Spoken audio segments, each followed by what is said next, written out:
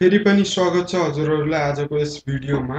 आजको यस भिडियोमा हामी म्याथको नोटबुकको पेपरलाई कसरी बनाउन सकिन्छ भन्ने कुराहरू सिक्नेछौँ। भिडियोलाई अन्तिमसम्म हेरिदिनु। अब लागौँ सिक्नेतर्फ।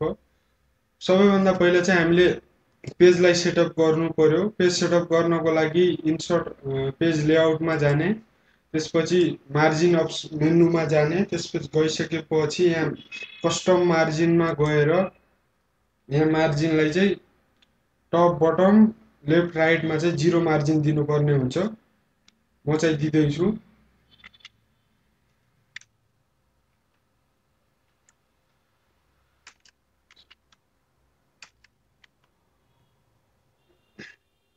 ओकेमा क्लिक गर्नु पर्यो। दिइसकेपछि क्लिक गरिसकेपछि एउटा अप्सन आउँछ, यसलाई चाहिँ इग्नोर गर्नु होला। अनि चाहिँ मार्जिन चाहिँ कम भइसक्यो। त्यसपछि साइज चाहिँ यहाँबाट लिने, साइज अप्सनमा क्लिक गरेर A4 साइज। अनि त्यसपछि चाहिँ हामीले इन्सर्टमा गएर टेबललाई इन्सर्ट गर्नुपर्ने हुन्छ। म चाहिँ 3वटा रो एउटा कोलमलाई लिँदैछु।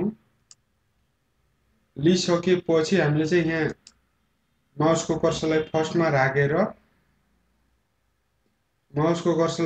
राखेर हामीले चाहिँ पेज लेआउटमा जाने। पेज लेआउटमा गइसकेपछि हामीले चाहिँ यहाँबाट अलिकति यो सेलभित्रको स्पेसलाई अलिकति बढाउन सक्छौँ। यहाँबाट अलिकति साइडमा लिनु पर्यो।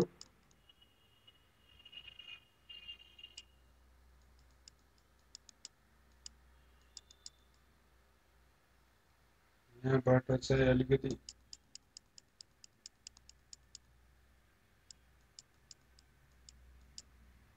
हाइटलाई हामीले बढायौँ र यति ठिक छ। अनि त्यसपछि चाहिँ यहाँबाट हामीले अलिकति साइडमा यो कोलम छ नि, यसलाई साइडमा लिनको लागि हामीले यहाँबाट लिन सक्छौँ।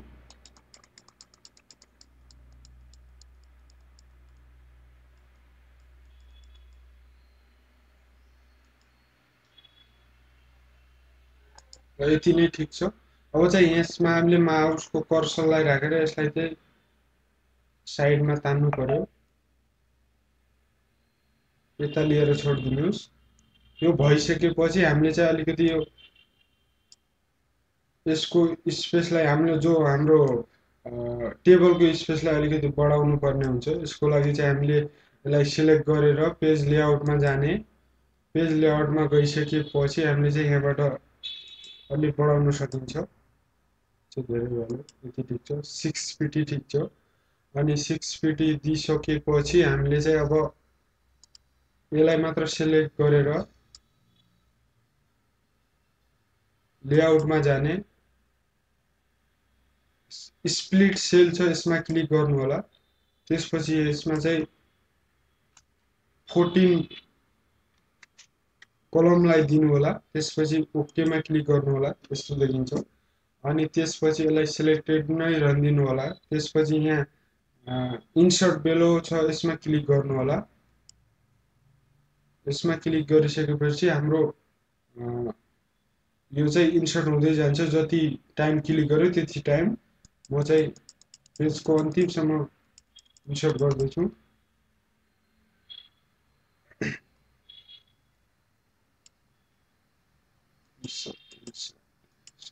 र यति नै भयो। यति भइसकेपछि हामीले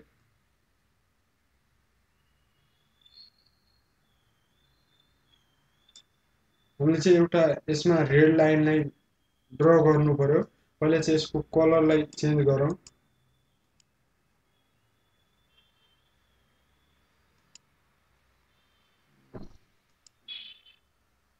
पेन कलर रेड गरौँ। रेड गरिसकेपछि ड्र टेबलमा क्लिक गर्नु होला। त्यसपछि यहाँ क्लिक गरेर रेड गरिसके त्यसपछि यसलाई डिसिलेक्ट गर्नु होला। डिसिलेक्ट गरिसकेपछि हामीले चाहिँ यहाँ एउटा लाइन ड्र गर्नुपर्ने हुन्छ। त्यसको लागि हामीले इन्सर्टमा जाने। इन्सर्टमा गइसकेपछि यसमा सेपमा गएर एउटा लाइन टुललाई लिने, लाइन टुललाई लिइसकेपछि यहाँबाट सिफ्ट प्रेस गरेर यसलाई ड्र गर्नु होला।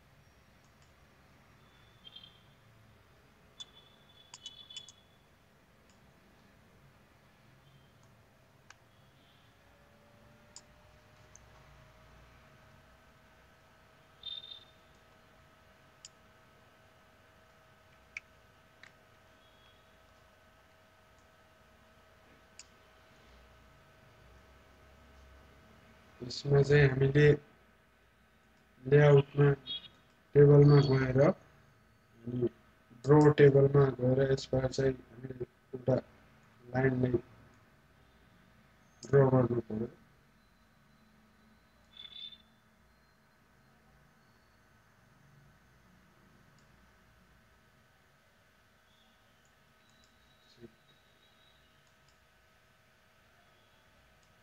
ल यति भयो। अनि भइसकेपछि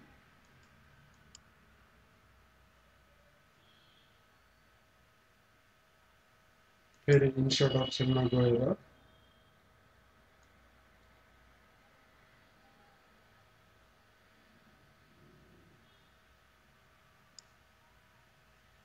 अनि फेरि टेबल अप्सनमा जाने, गइसकेपछि हामीले चाहिँ यसलाई सेलेक्ट गरेर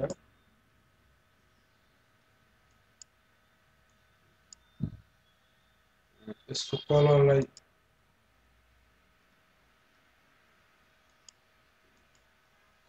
चेन्ज गर्नको लागि टेबल अप्सनमा गएर ड्रइङ टुलमा गएर सेप आउटलाइन रेड अनि यसलाई चाहिँ अलिकति एडजस्ट गर्नु पर्यो। कीबोर्डको up and down and left hand side कीबाट हामीले एडजस्ट गर्न सक्छौँ यसलाई। फेरि माथि अब भर्टिकल लाइन हरिजेन्टल लाइनलाई खिच्नु पर्यो यता। त्यसको लागि हामीले इन्सर्टमा जाने, सेप अप्सनमा क्लिक गर्ने, त्यसपछि यहाँबाट हामीले एउटा लाइन टुललाई लिने, लिइसकेपछि हामीले फेरि यताबाट डिसिलेक्ट भएछ सेलेक्ट गरेर यहाँबाट सिफ्ट प्रेस गरेर लाइनमा ड्र गर्ने। त्यसपछि चाहिँ हामीले यसलाई खिचिसकेपछि अलिकति सेप आउटलाइन रेड यसलाई चाहिँ तल लिएर एडजस्ट गरिदिउँ।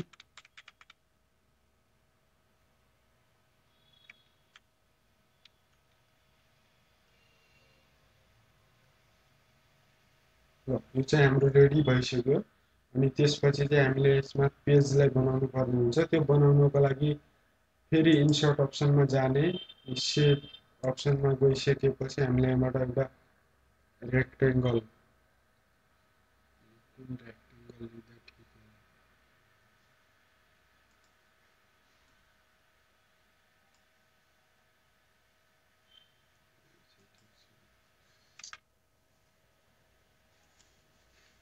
हामीले चाहिँ यहाँबाट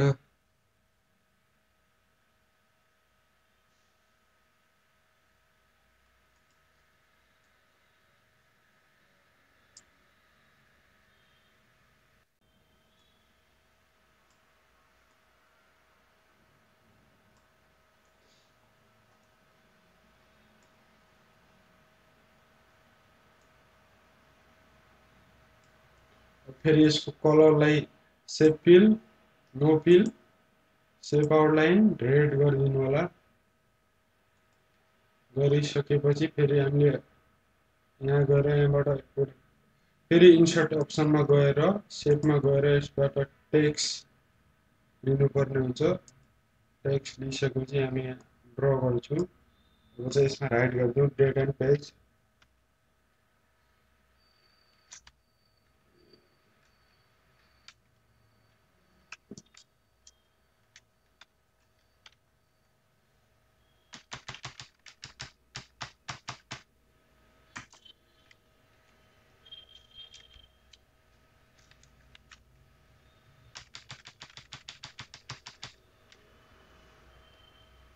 फेरि यसलाई सिलेक्ट गरेर यसको कलरलाई चेन्ज गरौँ। टेक्स्ट फिल रेड, फेरि सेप फिल नो फिल, सेप आउटलाइन नो। फेरि यसलाई एडजस्ट गरौँ। यसको साइजलाई टेक्स्ट साइजलाई अलिकति होम मेन्यूमा गएर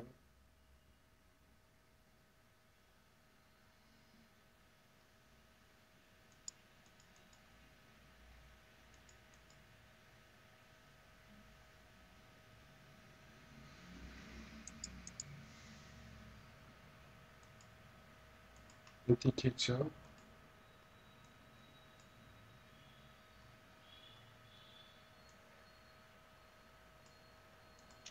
ल हामीले चाहिँ फाइनली बनाइसक्यौँ। यो चाहिँ भइसक्यो। Thanks for watching this video. Have a nice day.